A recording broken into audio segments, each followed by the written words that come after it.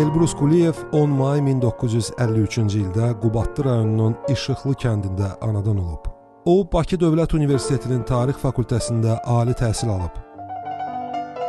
1970-ci ildə tikinti sahəsində fəhlə kimi əmək fəaliyyətinə başlayıb. 1971-73 və 1975-78-ci illərdə Bakıda təlimatçı işləyib. Həmkarlar İttifaqı təşkilatının sədri olub. 1973-75-ci illərdə Almaniyada Sovet ordusunun sıralarında hərbi xidmət keçib.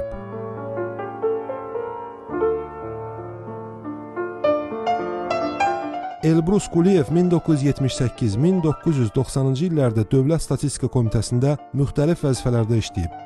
93-cü ilin may ayından 2023-cü ilədək Dövlət Statistika Komitəsi Birləşmiş Həmkarlar İttifaqı Komitəsinin sədri vəzifəsində fəaliyyət göstərib. 2016-cı ilin yanvar ayından Dövlət Statistika Komitəsində İnsan Resursları və Hüquq şöbəsinin müdir müavini vəzifəsində çalışıb. 1993-cü ildə Ermənistanın silahlı qüvvələri Elbrus Quliyevin doğma Qubadlı rayonunun İşıqlı kəndini işğal edib. 2020-ci il sentyabrın 27-sində Azərbaycanın işğal olunmuş torpaqlarını azad etmək məqsədi ilə həyata keçirilən dəmir yumruq əməliyyatı nəticəsində noyabrın 2-sində Müzəffər Azərbaycan ordusu tərəfindən İşıqlı kəndi də işğaldan azad olunub.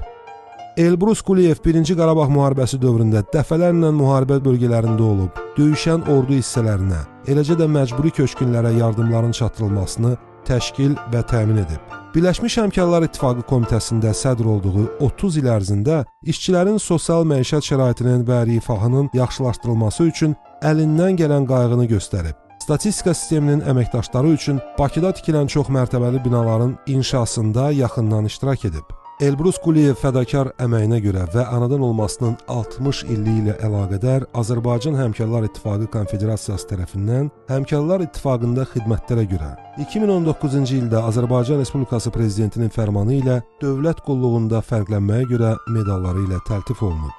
O, incəsənət sahəsində də istedad və bacarığını göstərib. Belə ki, görkəmli şərqşünas alim Ayidə İmanquliyevanın dayısı, SSR Elmlər Akademiyasının ilk müxbir üzvü Əli Əmiraslanovun ömür yoluna həsr edilmiş Kremlin müşaviri sənədli filmində əsas obrazın Əli Əmiraslanovun obrazını yaradıb.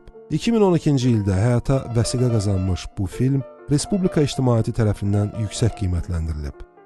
Elbrus Quliyev vətənpərvər, sədaqətli və etibarlı insan kimi Azərbaycan cəmiyyətində böyük nüfuza sahibdir. Onun 70 illik yubileyi və bununla əlaqədar təqaüdə çıxması münasibəti ilə Dövlət Statistika Komitəsində Elbrus Quliyevlə vida mərasimi keçirilib. Vurğulanıb ki, Elbrus Quliyev gənc nəsillə təcrübəsini hər zaman bölüşüb.